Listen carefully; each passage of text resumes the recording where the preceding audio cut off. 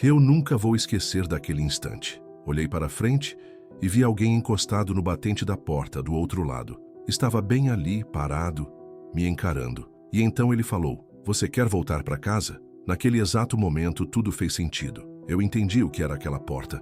Entendi o peso daquela pergunta. Eu sabia exatamente com quem eu estava falando. Era como se, naquele lugar, a compreensão simplesmente surgisse, clara, direta, sem esforço. Meu nome é Kellen Flukiger e eu sou profundamente grato por estar aqui compartilhando essa experiência. Minha vida profissional foi longa. Foram 30 anos, de 1977 a 2007, trabalhando no setor de energia. Passei por vários cargos, tanto nos Estados Unidos quanto no Canadá. No papel eu era o típico executivo de sucesso, mas por trás da aparência, minha vida pessoal era um verdadeiro caos. Relacionamentos que fracassaram, envolvimento com drogas, um monte de problemas que eu escondia bem. Em 2007, depois de 3 décadas nessa estrada, eu era o retrato perfeito do sucesso por fora, mas por dentro, um desastre ambulante, prestes a desmoronar. Naquela época, eu estava solteiro pela 3ª vez. Cuidava sozinho de 4 dos meus 10 filhos. Os outros estavam casados ou morando com uma das minhas ex-esposas. Sim, soa confuso. E era mesmo. E para piorar, eu vivia afundado em cocaína. Chegava a gastar $3.000 por semana. Absurdo, né? Mas eu ganhava tanto dinheiro que isso nem pesava. Era um dependente químico funcional, se é que isso existe. Trabalhando, cuidando dos filhos, mantendo as aparências, mas completamente perdido por dentro. E então, chegou agosto de 2007. Numa sexta-feira à noite, cheguei em casa depois do trabalho. Estava pronto para sair, curtir o fim de semana, como sempre fazia. Mas naquele dia, algo diferente aconteceu. Uma vontade estranha me fez ligar a televisão. E olha, isso pode parecer comum, mas eu não assistia TV. Tinha uma televisão enorme, claro. Afinal, 4 adolescentes em casa, salário alto, todas as mordomias. Mas eu mesmo nunca parava para ver nada. O curioso é que eu nem sabia como ligar o aparelho. Precisei pedir ajuda para minha filha de 16 anos. Ela apertou uns botões, resmungou algo e me jogou o controle, toda sarcástica. E foi assim que a TV ligou, direto num programa chamado Intervention. Talvez você não conheça. Talvez nem passe mais hoje em dia. Mas era um reality show pesado, que mostrava famílias tentando salvar entes queridos do vício. Encenações reais, dolorosas, de intervenções para pessoas que estavam perdidas como eu. E foi aí que tudo começou a mudar. O programa mostrava aquelas intervenções familiares feitas quando alguém da família já passou dos limites. Sabe como é? Quando chamam conselheiros, terapeutas, até padres, e tentam convencer a pessoa a aceitar ajuda. Era isso. Eles armavam um encontro com a pessoa e, de repente, estavam todos lá, tentando fazer com que ela entendesse a gravidade da situação. Assisti uns 10 minutos daquilo.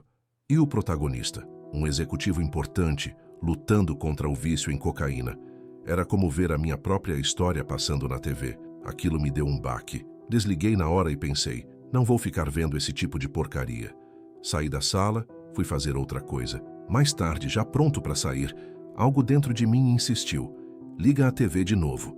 Não era vontade. Era uma urgência que eu não conseguia ignorar. Peguei o controle, agora já sabendo como usá-lo, e liguei. E aí, algo inacreditável aconteceu. O programa recomeçou do zero. Não tinha gravador ligado, aquilo não estava programado. Mas lá estava ele, começando de novo. Aquilo me deixou em choque. Assisti tudo. E a história não terminou bem. O sujeito jurava que não tinha problema nenhum. Gritou com a família, saiu batendo porta e rejeitou toda a ajuda. Mas mesmo assim, só de assistir, eu fiquei profundamente abalado, a ponto de desistir da balada que eu tinha planejado e ir direto para a cama. Foi aí que as coisas ficaram sérias. Quando fechei os olhos, senti como se tivesse sido arrancado do meu corpo. Era como se eu estivesse numa sala escura, parecida com um teatro. E ali, diante de mim, havia um palco iluminado. As cenas que apareciam naquele palco, todas eram pedaços da minha vida. Só que não qualquer parte. Eram momentos de dor, de sofrimento. Desde a infância até os tempos mais sombrios da minha vida adulta. Cresci em meio à violência. Apanhei muito quando era pequeno. Aquilo me marcou profundamente, deixou cicatrizes que eu nunca tratei de verdade. Vivi com depressão por anos, fingindo estar bem, empilhando fracassos e decisões ruins, sem saber por que tudo era tão difícil. E ali, naquele teatro do sofrimento, eu revia tudo. As dores que senti quando criança, as feridas que causei como adulto, cada mentira, cada erro, cada ferida que deixei nos outros. Era como viver tudo de novo, só que pior. Assistir aquilo doía mais do que qualquer coisa que eu já tinha sentido. Era insuportável, uma angústia profunda, sem nome. E esse tormento parecia não ter fim. Até que, depois de um tempo que pareceu eterno, ouvi uma voz atrás do meu ombro direito. Uma voz firme, serena, que disse apenas: "Já basta." Nesse instante acordei, atordoado, desnorteado, por muitos motivos, mas principalmente porque sabia, lá no fundo, que algo muito maior estava acontecendo comigo e que aquela noite tinha sido um divisor de águas. Acordei completamente revirado na cama, como se tivesse sido jogado lá dentro sem rumo. Os lençóis estavam encharcados. Dava para torcer e sairia água. Não conseguia entender como alguém podia suar tanto assim, mas só podia ser pela intensidade daquilo que eu tinha vivido. E para deixar tudo ainda mais confuso, o sol estava entrando pela janela, e as janelas davam para o oeste. Olhei no relógio, eram 5 da tarde de sábado. Eu tinha sumido por 18 horas. Sentei na beira da cama tentando entender tudo aquilo, e a única coisa que fazia sentido era essa. Eu tinha recebido um convite claro, forte, direto, para mudar. Não só mudar de vida, mas mudar quem eu era. O problema? Eu não fazia ideia de como começar. Nunca tinha buscado ajuda. Nunca me abri com ninguém. Minha família já tinha me virado as costas fazia tempo. E mesmo tendo meus filhos, eu estava de verdade sozinho. Mas ali, naquele momento, dentro de mim, uma decisão nasceu com força. Chega, acabou. Eu não queria mais aquela vida. Levantei, peguei tudo que tinha de droga em casa e olha, era coisa de $1000 e joguei fora. Simples assim. E foi a partir desse ponto que a virada começou. De 2007 até 2018, foram 11 anos de reconstrução. Nos primeiros 2 ou 3 anos, mergulhei em tratamento sério, reabilitação, acompanhamento profissional, tudo que eu nunca tinha feito antes. Comecei a me reorganizar, a entender quem eu era de verdade, e algo dentro de mim despertou, uma vontade imensa de ajudar outras pessoas, de compartilhar o que eu estava aprendendo, de mostrar que sim, é possível transformar a própria vida. Foi aí que decidi que queria ser um coach, um guia, alguém que pudesse servir com o que viveu, com dor, tropeços, superações reais, porque eu sentia isso vindo de um lugar profundo, um chamado para servir, para fazer diferença. Desde então, minha vida deu uma guinada. Escrevi 20 livros. Estou no 21º agora. Criei uma rede de coaching com clientes no mundo todo. Mas o mais importante não são os números. O mais importante é que eu mudei. De verdade. Aquela experiência foi só o empurrão, o convite. Nada da mudança veio pronta. O trabalho pesado fui eu que fiz. E por que tudo isso importa? Porque em 2018, depois de todos esses anos, algo ainda mais marcante aconteceu. E sim, o nome dela é Joy, alegria, em inglês. Parece até brincadeira do destino, mas é real. E essa nova parte da história foi o início de algo ainda maior. O nome dela é Joy. Sim, Joy mesmo. Como se a vida quisesse colocar um sinal claro no meu caminho. Depois de tudo o que a gente passou, em 2018 resolvemos fazer algo diferente, embarcar num cruzeiro. Nunca tínhamos feito isso antes e parecia a hora certa. Estava tudo bem, as coisas estavam funcionando, então por que não? Mas no caminho de volta para casa fiquei doente, muito doente. A gente estava em Oslo, na Noruega, e depois pegamos um voo para Amsterdã e então voltamos para casa. Foi na segunda-feira que os sintomas começaram e quando chegamos na terça, em vez de melhorar, eu só piorei. Febre alta, dores por todo o corpo, um mal-estar que só fazia crescer. Achei que era uma gripe forte e deixei rolar. Só que na sexta-feira, já no 5º dia sem conseguir me levantar direito, a coisa ficou assustadora. Foi aí que entendi, eu precisava de ajuda. Fui até uma clínica esperando uma consulta rápida, mas assim que a enfermeira me viu, ela nem me deixou entrar. Disse com firmeza: "Você precisa ir direto para o pronto-socorro. Aqui não podemos fazer nada por você." E aquilo me gelou por dentro. No pronto-socorro, normalmente a espera é longa, mas dessa vez não. Em 10 minutos eu estava em um quarto isolado. Isso me deixou nervoso. Sabia que quando eles te colocam assim, é porque a situação é séria. Fizeram mais perguntas, examinaram e então disseram: vamos interná-lo. Ainda não sabemos exatamente o que está acontecendo. Já fazia algumas horas que estávamos ali. Mandei Joy para casa cuidar dos nossos gatos e cachorros e combinei que ela voltaria no sábado de manhã. Pouco depois, vieram com outra notícia: vamos te levar para a UTI, em isolamento biológico. E logo completaram: pense num filme com trajes especiais, máscaras, portas duplas. É isso. Me senti como se fosse um alienígena. Tudo parecia surreal, mas o pior ainda estava por vir. Um médico entrou no quarto e me fez uma pergunta que me paralisou. Você nos dá permissão para entubá-lo se for necessário? Para fazermos tudo o que for preciso para manter sua vida? Meu mundo parou.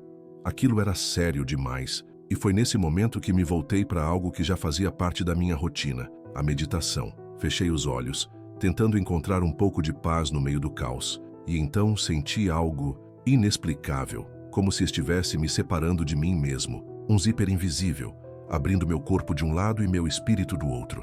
Naquele instante eu entendi que algo profundo estava prestes a acontecer. Algo muito além da medicina, algo espiritual. Naquela noite, por volta das 11, talvez meia-noite, tudo em mim começou a falhar. Meu corpo estava entrando em colapso. Eu mal conseguia segurar o celular de tanto que tremia. Mesmo assim, com o pouco de força que restava, enviei uma mensagem para Joy. 3 linhas curtas. A primeira: UTI. A segunda: isolamento, intubação. E a terceira: talvez eu esteja morrendo. Ela estava dormindo e não viu na hora. Mas às 2:30 da manhã, o hospital ligou. Aquela ligação que ninguém quer receber. Foi só então que ela viu a mensagem. Entendeu de repente a gravidade da situação. Em algum momento entre aquele envio e a ligação, meu coração parou. Eu morri e fiquei em coma por 17 dias. Não me lembro de nada do mundo exterior nesse período. Mas foi nesse espaço entre a vida e a morte, ainda na UTI, que tudo aconteceu. No instante em que meu corpo físico parou, algo dentro de mim despertou. Eu me vi sentado sobre a maca, mas a sala onde eu estava já não era mais a mesma. Não havia mais tubos, aparelhos ou aquele ambiente clínico. Eu nunca cheguei a ver esses detalhes com os olhos físicos, porque fui sedado e contido assim que entrei ali. Joy, aliás, tirou uma foto, e só de ver a imagem, dá para sentir o quão grave era tudo. Era assustador, mas agora, naquele outro lugar, tudo era envolto por um tom cinza, como um nevoeiro suave. Eu não conseguia perceber os limites do ambiente. Era como se o espaço simplesmente se expandisse. Olhei ao redor e, por sobre meu ombro esquerdo, percebi uma porta, ou melhor, uma passagem. Não havia porta, só o vão, e por alguma razão, senti uma vontade intensa de ir até ali. Me aproximei. Encostei o ombro direito no batente. Do outro lado, o cenário era completamente diferente. Havia luz. Um branco acolhedor, sereno. E então percebi. Do outro lado da passagem, alguém estava ali, também encostado no batente, me olhando. Foi quando ele falou, com uma voz que não se ouve com os ouvidos, mas se sente na alma: você quer voltar para casa? E naquele exato momento, tudo ficou claro. Eu soube quem era. Soube o que significava aquela pergunta. Soube onde eu estava. Porque naquele lugar, o entendimento não vem em palavras. Ele simplesmente acontece. Naquele momento diante da porta, tudo era claro. Eu sabia o que significava aquela pergunta. Sabia quem estava me perguntando. Era como se o entendimento chegasse inteiro, de uma vez só. E curiosamente não havia pressão. Não havia uma expectativa do tipo, escolha certo. Era apenas um convite. Mas um convite que exigia resposta. Era impossível ignorar. Eu precisava decidir. Então, conversamos. Falei sobre tudo o que tinha acontecido desde 2007, desde aquela outra experiência que mudou minha vida. Expliquei o que vinha fazendo desde então, os anos de dedicação, o trabalho com pessoas, a vontade sincera de ajudar quem estivesse perdido, como eu já estive. Contamos o tempo, falamos de tudo e no fim eu disse, ainda não terminei. E foi isso. Ele apenas respondeu, tudo bem. E aquela primeira conversa acabou assim. Tenho quase certeza de que foi nesse exato instante que conseguiram reanimar meu coração. Não sei quanto tempo fiquei tecnicamente morto, mas sei que naquele ponto, minha alma ainda estava ali, consciente, presente, do outro lado. Mesmo com meu corpo em coma por 17 dias, voltei àquele lugar no que parecia ser o dia seguinte. Não sei explicar como, mas eu simplesmente sabia. Era o mesmo ambiente, a mesma porta, a mesma presença, mas a pergunta agora era diferente. A decisão de ficar já estava tomada. A questão agora era: se você vai ficar, o que vai fazer? Começamos então outra conversa. Falei do meu trabalho como coach, dos livros que escrevi, da missão que sentia pulsar em mim, ajudar as pessoas a descobrirem quem realmente são, mostrar que cada ser humano carrega dentro de si uma identidade verdadeira, uma criatividade única, uma força capaz de transformar vidas. Meu propósito sempre foi esse: tirar as pessoas da mediocridade e mostrar que elas foram criadas para viver como seres divinos neste mundo real. Não apenas existir, mas viver com intenção, com verdade, com poder. Falamos sobre tudo isso com calma, e eu dizia o quanto queria continuar, fazer mais, servir mais. Foi então que algo inusitado aconteceu. Um sentimento estranho, mas familiar, tomou conta de mim. Sabe aquela sensação de quando você assiste a um filme e sente que, de alguma forma, ele está falando diretamente com você? Lembrei de um filme dos anos 90 chamado Contato, com a Jodie Foster. Nele, alienígenas enviam instruções à Terra para construir uma nave, e o filme gira em torno desse primeiro contato com algo que vai além da nossa compreensão. Mesmo que você nunca tenha visto, não importa. O que importa é que, naquele instante, eu sentia exatamente isso, um contato com algo que vinha de fora, mas que, de algum modo, também vinha de dentro, como se meu espírito estivesse sendo preparado para algo novo, algo grande, e eu estava pronto para seguir. Lembro de um trecho marcante do filme Contato, aquele com a Jodie Foster. Depois que eles constroem a nave, ela é lançada numa jornada pelo universo, uma viagem intensa, rápida, cheia de descobertas, como se visse toda a criação diante dos olhos. E a razão pela qual esse filme me veio à mente é porque minha experiência foi exatamente assim. Me senti sendo conduzido por uma espécie de tour cósmico, rodeado por uma glória indescritível, uma luz tão poderosa que nem tenho palavras para traduzir. Era como se eu estivesse imerso num oceano de luz e energia, tão vasto e majestoso que minha mente mal conseguia acompanhar. A sensação era de que, se não estivesse envolvido por algum tipo de proteção, teria sido consumido instantaneamente. Tamanho era o poder daquilo tudo. Era luz, era vida, era tudo ao mesmo tempo. Não existiam bordas, não havia tempo. Só existia o eterno. E aquilo durou, não sei quanto tempo, mas parecia uma eternidade. De repente, me vi de volta à porta, ainda ofegante, tentando assimilar tudo o que tinha acabado de presenciar. Fiquei ali parado, absorvendo, refletindo, e 4 verdades brotaram dentro de mim com uma clareza avassaladora. Primeira, cada um de nós é uma criação divina, feita com amor e intenção. Nada em nós é por acaso. Somos obras cuidadosamente moldadas. Segunda, todos viemos com um propósito. E não só aceitamos essa missão antes de nascer, nós nos empolgamos com ela. Viemos animados para viver o que foi traçado para a nossa jornada. Terceira, dentro de cada um de nós já existem os dons, talentos e ferramentas necessárias para cumprir esse propósito e, mais do que isso, aproveitá-lo com alegria. E quarta, toda a ajuda de que precisamos, absolutamente toda, está disponível, tanto deste lado quanto do outro lado da porta. Fiquei em silêncio, deixando essas verdades se assentarem em mim. E uma pergunta nasceu. Se tudo isso é verdade, por que a gente se contenta com tão pouco? Por que aceitamos migalhas? A resposta que veio foi simples. 4 palavras apenas. Direta, firme, sem rodeios. Porque vocês não creem. Fiquei em silêncio. Aquilo me atingiu como um raio.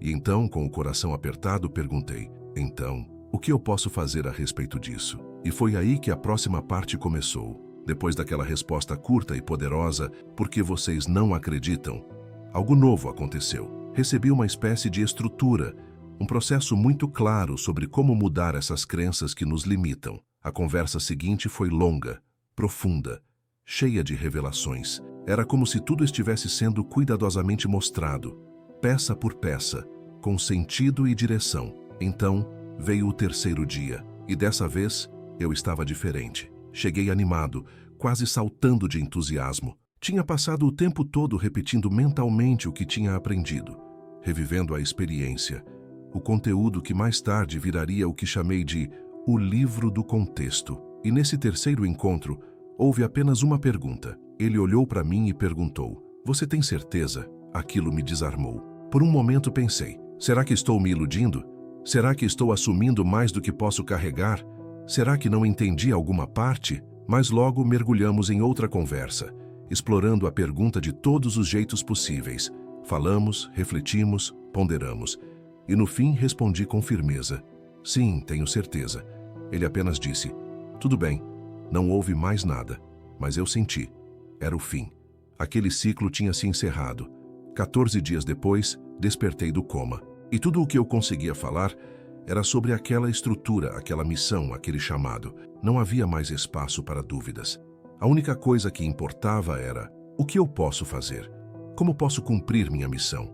Que ferramentas eu tenho? Quais princípios aprendi? E desde então não perdi tempo tentando prever o futuro como um profeta qualquer. Nada de delírios místicos ou mensagens cifradas. O que me marcou mesmo foi algo muito mais real: o fim do medo. Isso foi o mais transformador. Nos últimos 7 anos eu não senti medo. Nenhum. Falo bastante sobre isso em palestras e encontros. E me lembro claramente de uma conferência, alguns meses depois de ter voltado para casa. Mal conseguia andar direito ainda, fui mancando até o palco. Durante a sessão de perguntas, uma mulher me perguntou: qual foi a maior mudança desde aquela experiência? Nem tive tempo de pensar muito. As palavras simplesmente saíram: eu não sinto mais medo. E quando quiseram saber o que eu queria dizer com isso, respondi com o coração: do que exatamente eu deveria ter medo? Eu já morri. Sei o que vem depois. Sei que estou aqui por escolha. Tenho um propósito. E quando o medo se vai, cada dia vira um presente. Cada dia é leve, alegre, cheio de sentido, mesmo quando as coisas não saem como eu esperava. E é exatamente isso. A ausência do medo não tira os desafios, mas transforma o jeito como você caminha por eles. E isso por si só já muda tudo. Hoje eu vivo com uma leveza que antes eu nem sabia que era possível. Não fico mais preso ao medo, à preocupação ou ao que os outros vão pensar.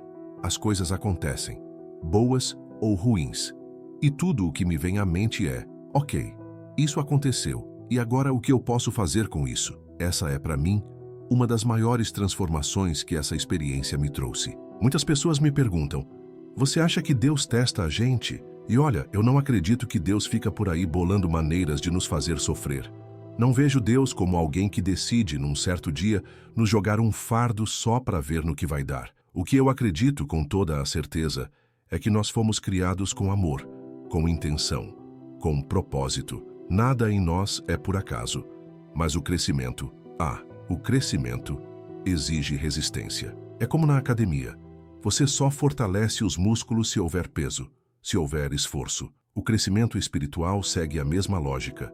A vida é estruturada com desafios, com obstáculos, com escolhas. A gente tem liberdade, e essa liberdade pode ser usada de maneira sábia, ou não. Às vezes, somos nós que erramos. Outras vezes, é o erro dos outros que nos atinge. Alguém que avança o sinal, alguém que bebe e dirige, alguém que inicia uma guerra. O mundo está cheio dessas situações. Mas Deus não está aqui para nos blindar das dores. Ele está aqui para nos dar a chance de escolher, de mostrar a nós mesmos e a Ele quem decidimos ser. Falar que somos bons, que somos amorosos, é fácil quando tudo vai bem. Mas e quando a vida aperta? É aí que a verdade aparece. Não porque Deus nos colocou à prova, mas porque o mundo simplesmente acontece. Chove, neva, gente dirige mal, tragédias ocorrem. A vida é assim. O que realmente importa é o que escolhemos fazer diante dessas realidades. Não importa o que o futuro reserva. Não importa o caos ao nosso redor. O que importa é o que decidimos fazer com o que temos nas mãos hoje. Isso é o que nos molda. Se nasci num lugar pobre, se passo fome, se enfrento dores, ainda assim tenho escolhas. E essas escolhas definem quem sou. O mundo pode não ser justo, mas minha resposta a ele pode ser cheia de verdade, coragem e propósito. Isso é o que transforma uma existência comum numa jornada com sentido. A verdade é que não importa onde você nasce, se numa casa rica, sem nunca passar fome, ou em um lugar onde cada refeição é uma conquista. O que realmente revela quem você é são as suas escolhas, não as suas condições. Pode ser que alguém viva com tudo do bom e do melhor, mas trate os outros com desprezo, com egoísmo, sem compaixão. Isso não o torna melhor. Pelo contrário, revela uma pobreza de alma muito mais grave do que qualquer escassez material. Já passei por falência, por grandes perdas pessoais.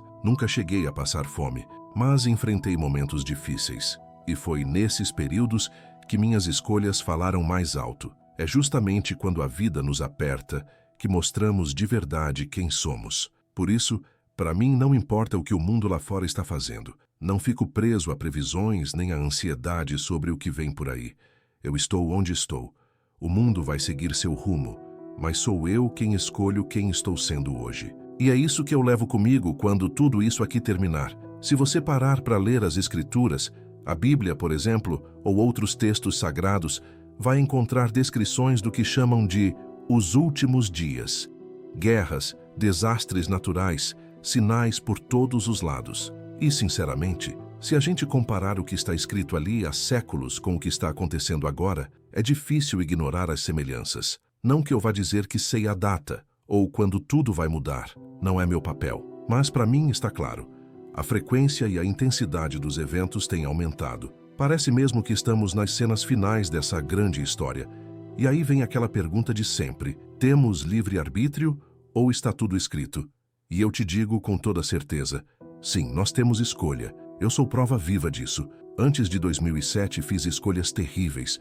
Afundei em vícios, falhei como companheiro, errei feio como pai de 10 filhos. 10. Ainda me pergunto por que Deus me confiou tantos. Mas hoje, com tudo o que vivi e aprendi, só tento fazer o melhor que posso com essa missão que, de alguma forma, ainda está nas minhas mãos. Porque no fim, não importa como você começa, importa quem você escolhe ser, todos os dias, com o que a vida coloca diante de você. No fim das contas, tudo se resumiu às minhas escolhas. Eu fui moldando minha vida, pouco a pouco, até me tornar alguém que mentia, que fugia da dor com vícios, que falhou como ser humano. E ainda assim, o que me foi oferecido naquele momento mais escuro foi graça, foi amor, um convite silencioso, mas poderoso para mudar. Eu não era obrigado a aceitar, mas aceitei. Quando ouvi aquela voz dizendo, já basta, não foi um grito, mas a força daquelas palavras ecoou dentro de mim como um trovão. Eu despertei com esse som vibrando na alma, e mesmo sem saber por onde começar, sem ter a menor ideia de como transformar aquela realidade, eu apenas disse a mim mesmo, eu vou. Essa foi a escolha. E anos depois, durante aquela experiência de quase morte, novamente me foi dado o direito de decidir, ir ou ficar. E eu fiquei. Todos nós, sem exceção, chegamos a este mundo de mãos vazias. E vamos deixá-lo do mesmo jeito. Não levamos conta bancária, diplomas, conquistas materiais. O que a gente leva é o que a gente se tornou. É o caráter que escolhemos cultivar. É como amamos. É como servimos. É o que construímos dentro de nós. Quando eu vivia em função do ego, era uma pessoa. Quando decidi viver com amor, com perdão, com propósito, me tornei outra. E isso, meu amigo, é uma escolha. É o que me consola. É o que me guia. Na próxima vez que eu for para casa, quero ter orgulho do que vou carregar comigo. Quero olhar para dentro e reconhecer com gratidão. Foi isso que eu fiz de mim. Isso é um princípio eterno e inegociável. O poder da escolha.